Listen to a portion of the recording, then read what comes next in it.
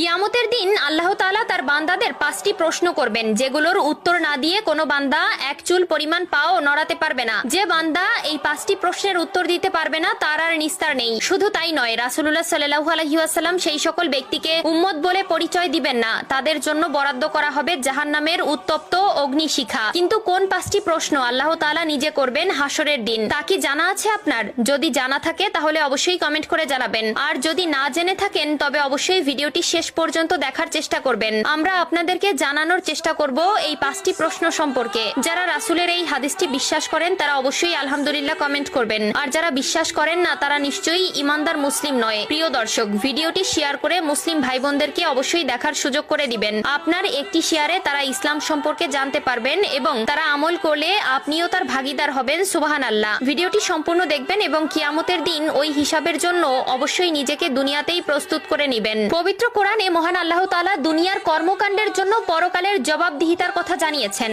এছাড়াও রাসূলুল্লাহ সাল্লাল্লাহু আলাইহি ওয়াসাল্লাম বলেছেন, কিয়ামতের দিন এই 5টি প্রশ্নের জবাব না দিয়ে তারা আল্লাহর সামনে থেকে সরতে পারবে না। স্বয়ং আল্লাহ তাআলা নিজে তার বান্দাদের কিয়ামতের দিন যে প্রশ্ন করবে তার প্রথম প্রশ্ন হলো, জীবন কোথায় নিঃশেষ করেছো? আল্লাহ তাআলা আমাদের সুন্দর একটি জীবন দান করেছেন, যার জন্য আমরা আল্লাহর কাছে চিরকৃতজ্ঞ। আল্লাহ তাআলা আমাদের দুনিয়াতে পাঠিয়েছেন তার ইবাদত করার জন্য, তার দেখানো পথে চলার জন্য, তার আদেশ নিষেধ মেনে চলার জন্য এবং শয়তানের প্ররোচনা থেকে নিজেকে বিরত রাখতে। কিন্তু আমরা আমাদের জীবন কোন পথে অতিবাহিত করেছি তার উত্তর আল্লাহর কাছে দিতে হবে। আমরা আমাদের জীবন কেমন ভাবে কাটিয়েছি তার উত্তর না দিয়ে কোনোভাবেই নিস্তার পাওয়া যাবে না। 2 নম্বরে আল্লাহ তাআলা যে প্রশ্ন করবে তা হলো, সম্পদ কোথা থেকে উপার্জন করেছো? প্রিয় দর্শক, এই প্রশ্নের উত্তর আমাদের সকলকেই দিতে হবে। আমরা হারাম পথে নাকি হালাল পথে উপার্জন করেছি তার উত্তর না দেওয়া পর্যন্ত এক চুল পরিমাণ পাও নড়াতে পারবো না। এবং অবশ্যই সুদ, ঘুষ, চাঁদাবাজি এবং খারাপ পথে উপার্জন থেকে নিজে হালাল পথে ইনকাম করতে কষ্ট হলেও পরকালে আল্লাহ তাআলা আপনাকে শান্তির জায়গা দিবেন। 3 নম্বরে রয়েছে, তোমার উপার্জিত অর্থ